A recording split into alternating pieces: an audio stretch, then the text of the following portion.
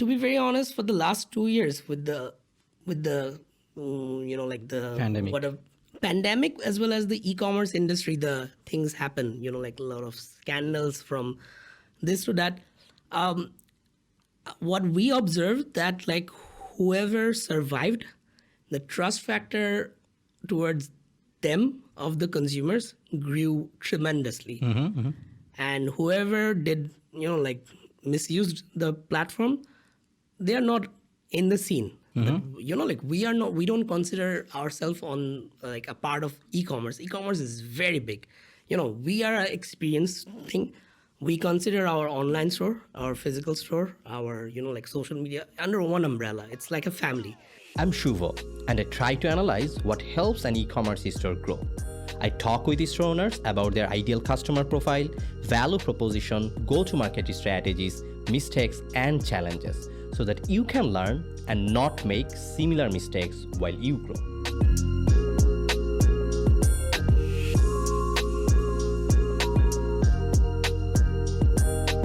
In today's episode, we have Atef, the founder of Gears for Years. Atef converted his passion to music and audio devices into business through Gears of Years. He saw a market gap of trustworthy quality music and audio products in Bangladesh and built his brand around that. Their growth heavily relies on user reviews, organic traffic through SEO, and satisfied recurring customers.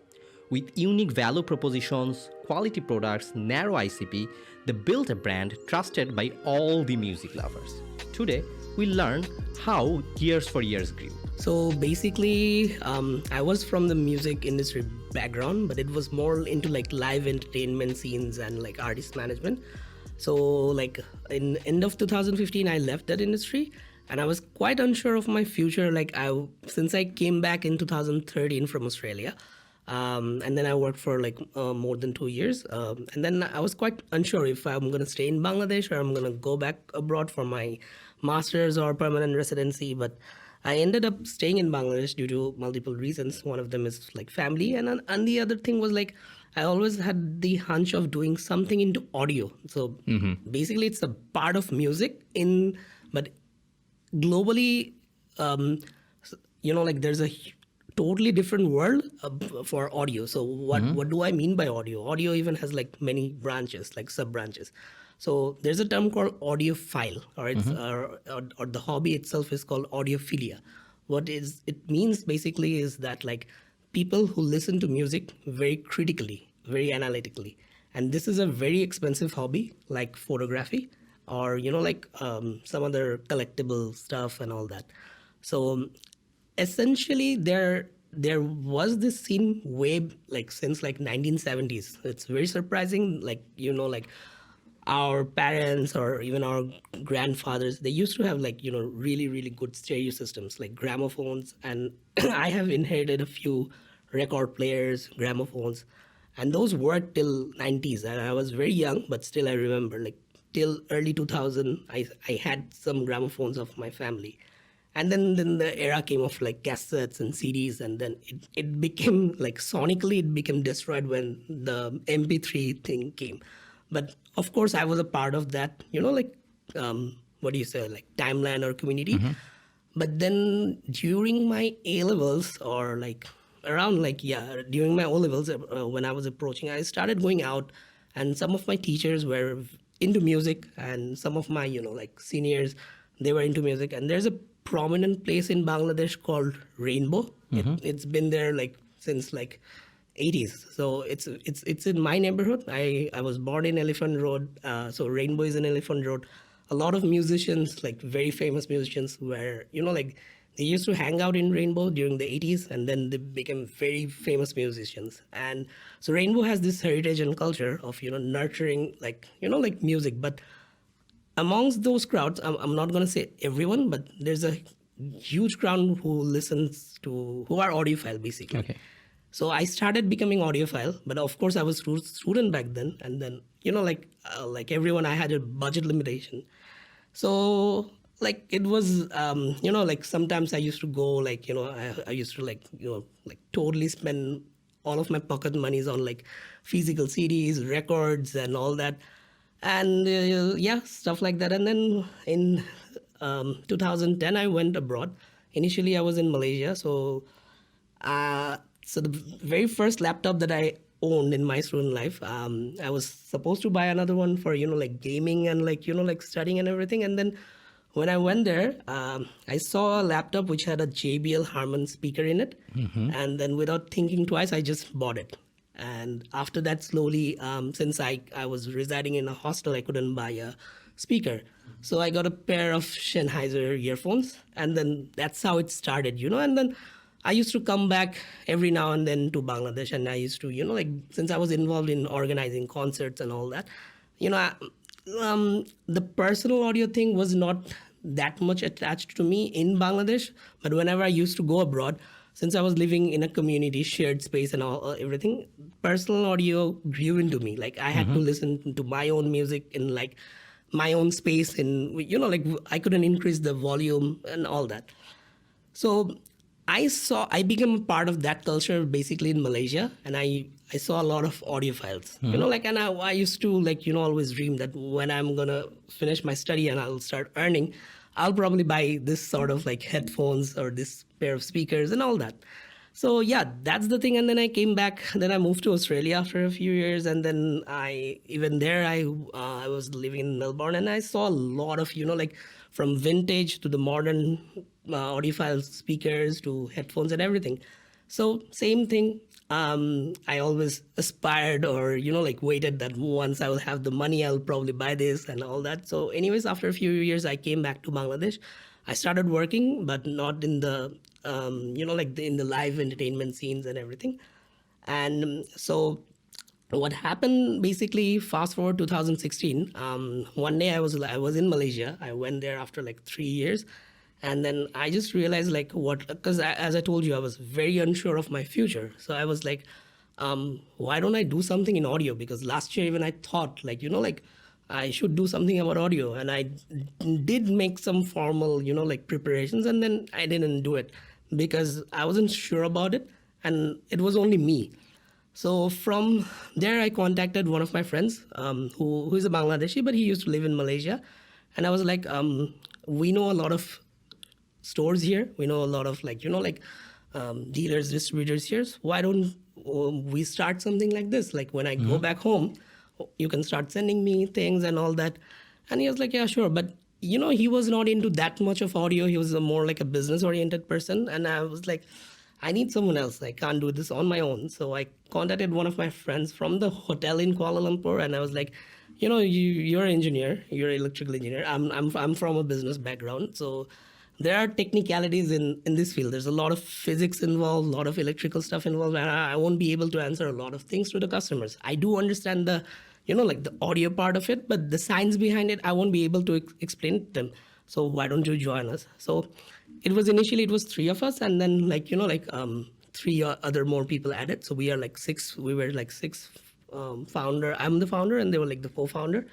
And yeah, that's how the journey started essentially. And from day one, it was my idea, and then everybody gladly accepted it that we would be running a full-fledged online store, and we must have a website. All right. And we basically waited like almost 6 months to build our website. Okay. So back in 2016, you started your first website in Shopify, which was a pretty rare scenario back if you consider the time in Bangladesh. Yeah. So what was your thought process of choosing Shopify, and how do you rate that experience till now? Okay, so basically it's a very interesting story that, as I said, like we were very determined that we will be, like launching our business in a proper e-commerce website, because primarily we didn't have the fund to, launch a physical showroom. We did not have the investment. We did not have the inventory. We did not have a CTO even. So what came to my mind, I was dealing with WordPress website for various clients for, like the previous 2-3 years when I was working. And I always found glitches and bugs, and, like we always had to rely on a developer. And whenever in Bangladesh, the problem is like, when you're looking for a cheap solution, the byproduct of it will be a cheap thing as well. And that is something that we did not wanted it. So I started researching that, like, since I was the only one who had, like, like free time and all that. So it was at night I was like researching, and Squarespace was honestly on first of my mind, because back then in 2016, I remember clearly that Squarespace was a lot ahead of Shopify. And then there was a thing called, I don't know even if they exist or now. It was called Craft CMS, and third was Shopify. And WordPress was always on my, like on the other, because if everything fails, then I probably need to go to WordPress. So I had an international credit card. Back then we had this $300 limit according to our banks and like all that. So I was like, okay, $29 per month, it's okay. And a lot of people were like, why would you spend so much money? And then I calculated it, like, look, I need to pay $100 plus for the hosting. And then anytime I have like any troubleshoot issues, nobody's going to do it for free for me. Like they say it, but like end of the day, we calculated like for 12 months, we don't need to, like onboard a CTO for such a small job and just give him an equity, or, like we don't need to employ someone. We pretty much figured it ourselves. So we basically made the first version of our website. We made it, me and one of my co-founder, we made it on our own. And to some extent we got stuck. And then there I hired one of my interns, like from my previous work experiences. And he was like an IT student back then.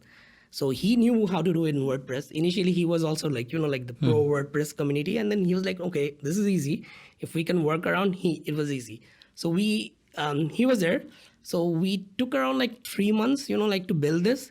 But we were just waiting for the perfect thing and the perfect time. But it wasn't so, like 3-4 days ago, my co-founder, his name is Fatah, he was like, dude, like, let's just start it. Like, let's not think about it. We are not targeting a very mass market that we need to be, like, let's just beta started. And then we had like our 70-80% of the work left, to be very honest, even after working it for like, for around like 2-3 months. So we pulled out 2 all-nighters, 48 hours, 3 of us in one single room. And we just finished it and we just launched it. So back then Shopify didn't used to have like a lot of good themes. So we had to purchase a theme for around like $180 if I'm not mistaken. And then we just, one person was doing the graphics. I was just uploading the products. Another was like, like we were looking at the UI, UX. And back then, to be very honest, Bangladesh did not have a lot of proper, e-commerce websites from whom we can take inspirations as well. Yes, of course, there was Daraz, but Daraz was not even acquired by Alibaba back then. So this is not the Daraz we had in 2016, number one. Number two, there were other websites, but they did not have a Bangladeshi approach. So we had to keep the customer journey in mind as well. But then we thought, wait, one of the advantages that we have, like which others don't have or will not have, is like our customers are very educated. They are very well exposed to, like international standard of shopping online. So why are we like, making it so difficult for us and like, wasting time? So we made it very simple, and regardless of the front end, the customer journey for Shopify globally, it's the same. So we did not have to, like lose our sweat on it, like to that extent. So yeah, that's how basically we started. And till date, as you asked, I don't regret for a single second that I'm using Shopify. As a matter of fact, the irony is like, apart from Gears for Years and the other subsidiary that we have of Gears for Years, it's called Musicians Gears. That's also built on Shopify. Anything that I started without Shopify or without a website has either failed or took a long time. So I keep on, like getting back to Shopify either, or, I try to convey people like just start with it. Yes, there are limitations of Shopify, but once you go to that stage, you will have the funding, you will have the resources to make your own custom website. But to work on a page builder, I don't think there's any alternative of Shopify yet. And it's not a joke that, like they are Canada's biggest company. They have taken over Research in Motion, basically, which was like the parent company of BlackBerry. Exactly. So they are the highest contributor of Canada in the Canadian economy in terms of GDP. So it's not a joke, like. Exactly, makes sense. So you have a very niche target group, as I can understand, and you have an online store where you are selling mostly. You also have an offline store, and you are also selling through B2Bs like Daraz as well. So how do you sort of classify all these sales points, and from where you are getting more sales? Okay, so basically, since we started off online, we were online from 2016 till our third anniversary in 2019. The need for a physical store came when we actually grew and the market grew, both globally and locally. And more people were, like trying to, they wanted to try it out before they, made a blind purchase. And parallelly, as we grew, a lot of Chinese companies grew. So it wasn't only the Western brands that we were focusing on, and particularly due to as a cheap alternative, Chinese products were great, but they had a lot of warranty claims and all that. Like, so we had to find a brick and mortar store because for the trust factor, by 2019, a lot of fake or I would say like ill-intention based e-commerce stores were there already in the market, and who had like very bad customer experience. Like they still couldn't trust the online scene.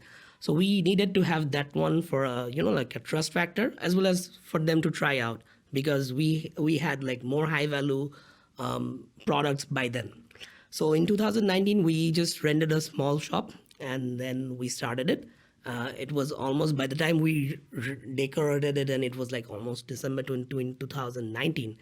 And even though the pandemic, the COVID-19 situation didn't hit Bangladesh, since our mostly the products we source is from China, or any suppliers, as a matter of fact, even if it's a Western brand, you will see that one last bit came from China, or was probably. So China is everywhere in the value chain, right?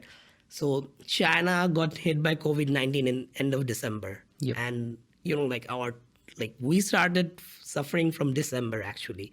And then came the Chinese New Year. So basically the Chinese New Year takes up a long time, or almost a month. So you need to order everything by December and January. So we did not have any inventory by the time there was a lockdown in late March in Bangladesh, and we had to pack up the stores. We had to go home, but we were operating, but we did not have a lot of products or inventory, because everything was either sold out or we couldn't. Our products, our shipments were stuck in customs or in China. We couldn't get it. So funny thing is that since we were based online and we were small, a lot of big companies, they couldn't afford to bring their inventory back home, or couldn't operate from their garage or warehouse. So that is something that we could afford. And we saw a massive surge in our website visitors. Like everybody was coming to us, even to that extent, if we are selling a microwave or a refrigerator or stuff like that, but we are nowhere near that, right? So funnily enough, back then we realized how important it is to have an online presence, and not only an online presence. By online, people think for the mass, not for at least you and me. They think about Facebook, Instagram, any other things.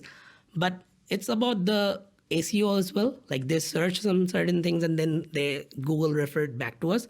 So that is also something we realized, okay, we did not invest here yet, but thanks to Shopify, that they did it for us. And we could see from the back end that where our referrals were coming from. So if it was either Facebook or Google. So, there are, as there are a lot of tools behind the Shopify panel that you can use, and you can clearly see that where your audience is coming from.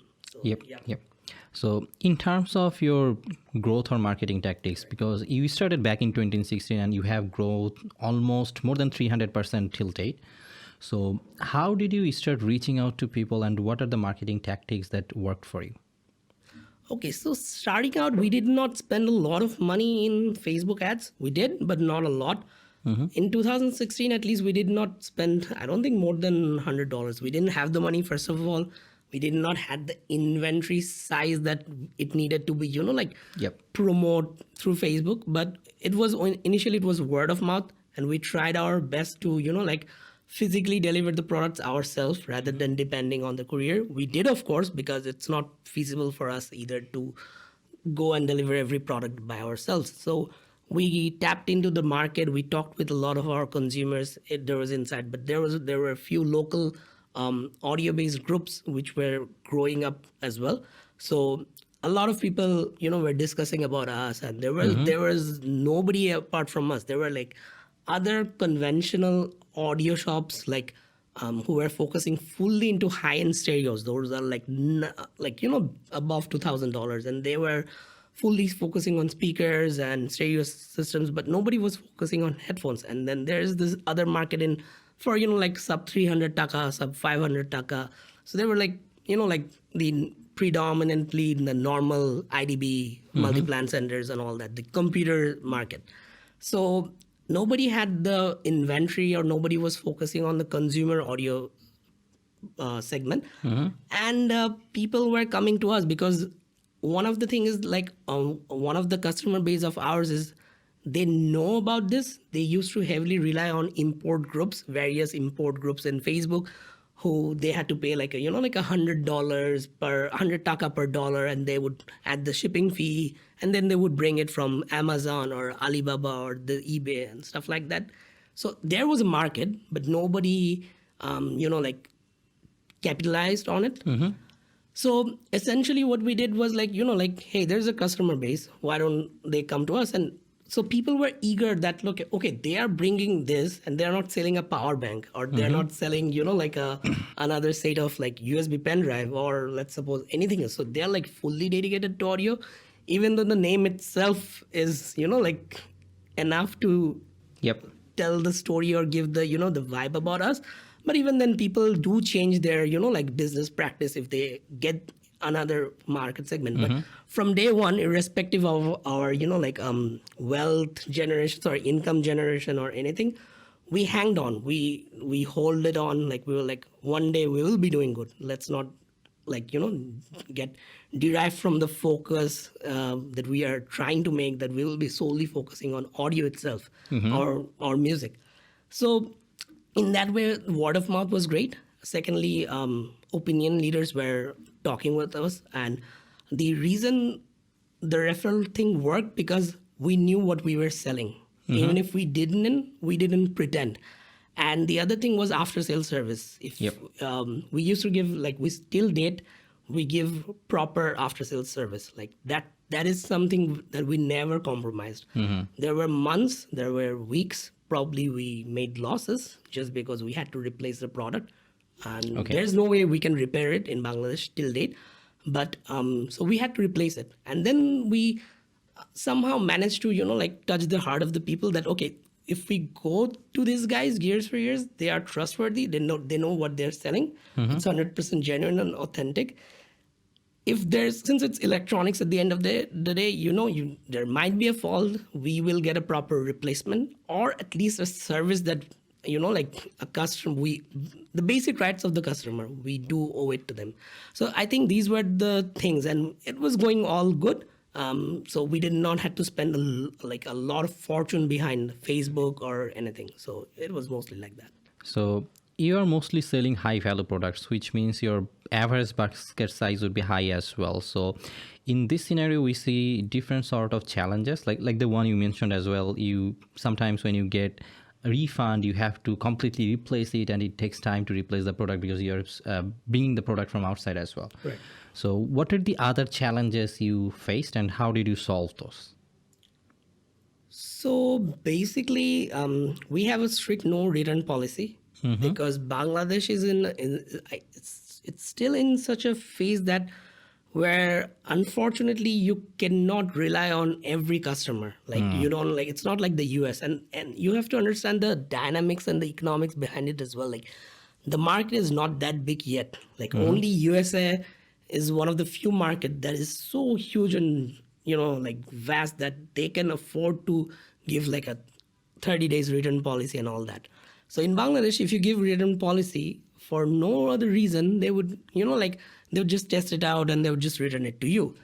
And once you open the packaging, particularly for product like ours, because it's very hygiene sensitive, even if you see like in abroad, when you go to a branded store, you can always return a pair of, like a t-shirt or, like a jogger pant or something, but you can never return a sock, a pair of sock, or your undergarments, because once it's about hygiene, right? So earphone, headphones, these are all about hygiene. Now you can say like the other audio components, that's not hygiene issues, but electronics is something, once you open the packet, even the plastic wrapping, like the value goes down by like 10%, 20%. You would always want to buy an iPhone which has a proper plastic packaging rather than, like the one that has no plastic packaging around it. And automatically the value would be less by at least 5%, because that is the experience that people want to have. So we have a strict zero return policy for that, and our customers, they know what they want to buy, like 95%. They do a lot of research, because right now in 2022, we even in Bangladesh, they have a lot of options. Thanks to us and our competitors, and like they have a lot of options. But at the same time, they are very well informed. They're like a lot of international reviewers, like not only in mainstream channels like YouTube or like Facebook or other things, but we have a separate dedicated audio forums. Like there are multiples. And then there's Reddit, where anonymously, without being biased, people are giving opinions about the products. And, so they're very well informed. And after, researching very well, they come to a conclusion, and then they come to our store. They probably will ask, try it out, whatever that the options are available, or they will consult with us over like a phone or in person. And then not necessarily they make the purchase in our store. They go back home again, they do research, and then they finally place the order online. So that is another reason why we have a large number of orders from online, because they do come to our store and they then go back home. Since they easily can trust us, and our deliveries are pretty fast, like compared to other sites. Like you don't have to wait. The customer service team responds very fast as well. So yeah, the holistic experience with us is like, like 95% of the time they're very satisfied. So yeah. So what's there for you guys, like Gears for Years for the next couple of years? You mean our vision? Yeah, what can we expect more from you guys in the next few years? Well, in the next few years, so to be very honest, for the last 2 years with the like the pandemic, as well as the e-commerce industry, the things happen, like a lot of scandals from this to that. What we observed, that like whoever survived, the trust factor towards them of the consumers grew tremendously.